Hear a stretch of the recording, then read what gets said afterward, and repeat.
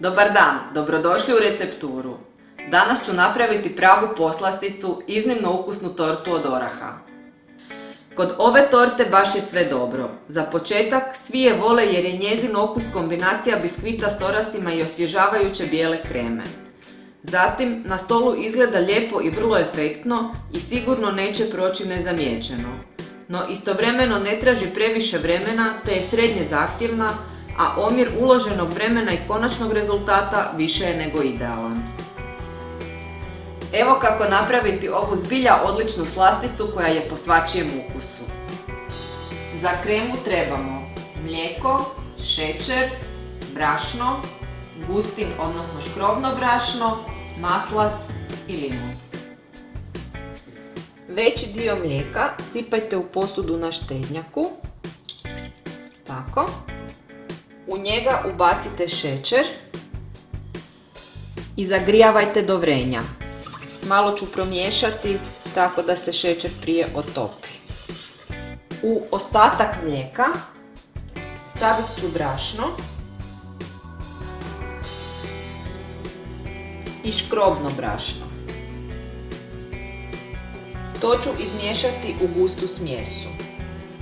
U smjesi ne smije biti grudica. Mlijeko će uskoro zakipiti. Evo ga, isključujem štednjak, stavljam mlijeko sa strane i unutra ubacujem smjesu brašna i mlijeka. Miješam cijelo vrijeme. Kad sam dobro izmiješala, vratit ću smjesu nazad na štednjak i kuhati minutu do 2. Cijelo vrijeme morate miješati smjesu, da smjesa ne bi zagorila. Evo ga. Smjesa je postala dovoljno gusta. Sad se već malo teže miješa. Isključujem štednjak i stavljam kremu na hlađenje. Dok se hladi, kremu treba povremeno promiješati.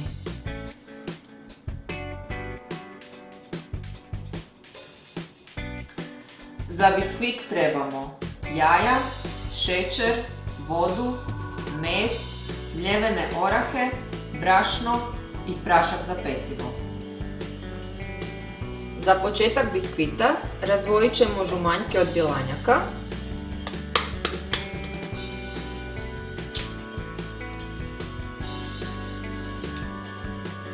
Bjelanjke stavljam sa strane. U žumanjke ću dodati šećer i to pjenasto izmutiti.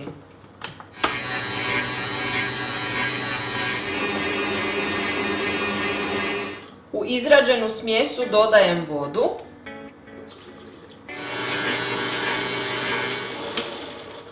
Zatim med. On malo sporije curi. Evo ga. Sad ćemo to izmiješati.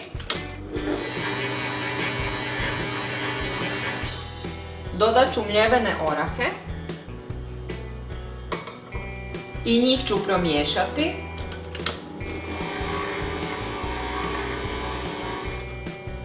Ubacit ću i brašno i prašak za pecivo.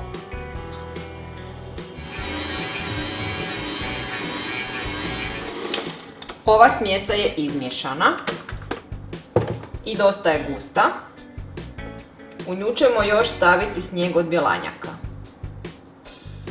Bjelanjke ću istući u čvrsti snijeg.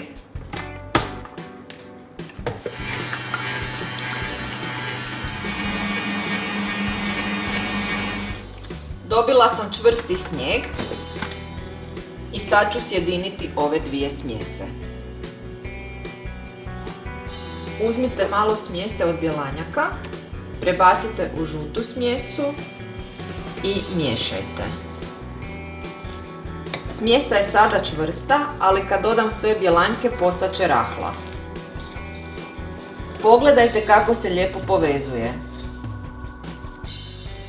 Dodajem zadnji dio snijega od bjelanjka. Sad ću sve završno izmiješati. Smjesa je postala homogena i spremna je za pečenje. Biskvit se peče u velikom protvanu od pečnice na koji sam stavila papir za pečenje i sad ću ga malo namazati sa uljem.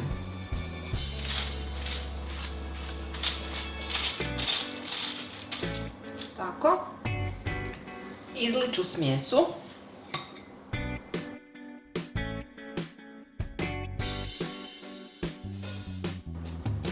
Zagladit ću je sa gladilicom i rasporediti do rubova.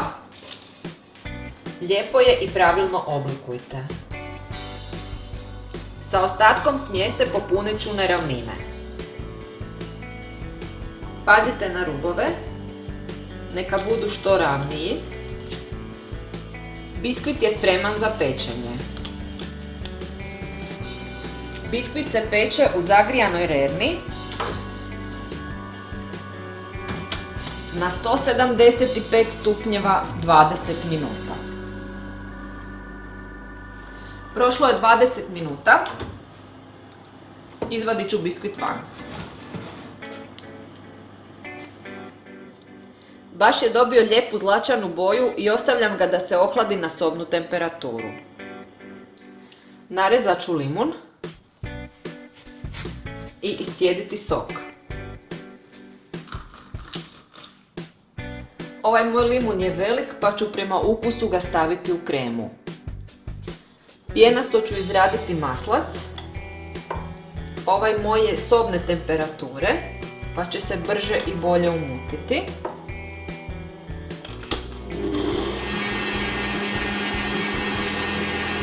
U izmiješani maslac prebacit ću pola limunovog soka.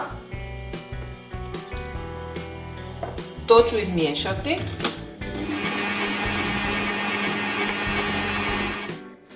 Sad je vrijeme da sjedinimo kremu.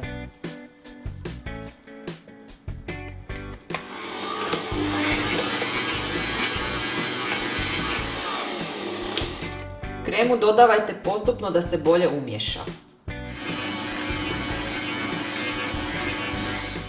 Kad ste dodali svu smjesu, izmiješajte još nekoliko minuta.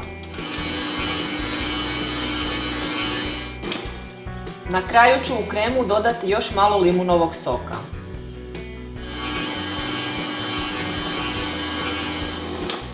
Krema za našu tortu je gotova. Biskvit sam podijelila na 3 jednaka dijela i tako ću sada narezati.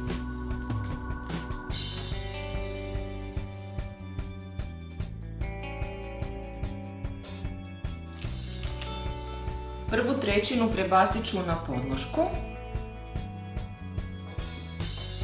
Obilato ću zaliti sa smjesom vode i ruma. Tako će naš biskvit dobiti potrebnu sočnost.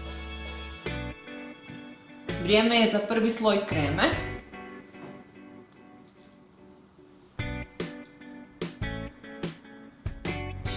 Pažljivo razmažite po cijelom biskvitu i sve lijepo poravnajte. Stavit ću drugi sloj biskvita.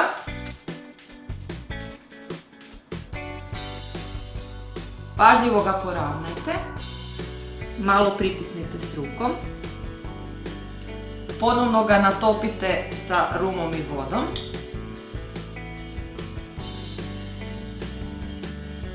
Stavljam novi sloj kreme. Opet sve razmažite.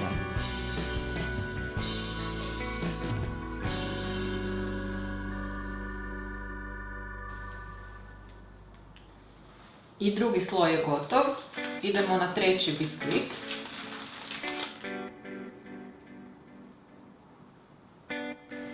Završni biskvit ću natopiti sa rumom i vodom, kao što sam natopila i dva prethodna. I to će biti baš jedna sočna torta. Slijedi završni sloj kreme. I još samo da je poravnam na vrhu. Nakon završnog sloja kreme, tortu ću ukrasiti narezanim orasima. Nasjeckat ću ih na sitne komadiće. Narezane orahe još ću par puta proći sa nožem da budu manji komadi. Orasi su spremni za posipanje.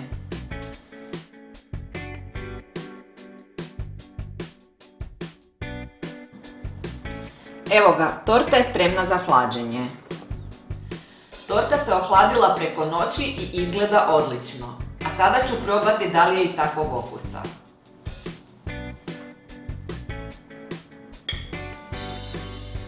E pa ovo je stvarno dobro. Fini biskvit s orasima srce je ove izvrsne torte, a budući da smo ga natopili sa rumom i vodom baš je ukusan i sočan. Krema je pak blago kiselkasta i osvježavajuća i baš se savršeno slaže s biskvitom. Narezani orasi lijep su ukras, ali i dodatno naglašavaju izniman okus ove torte. Ako vam se svidio naš današnji recept, lajkajte nas, šerajte i besplatno se prijavite na YouTube kanal Recepture kako bi vam i dalje stizali naši fini recepti. Ovaj i ostale naše recepte pogledajte na stranici receptura.com. Bye!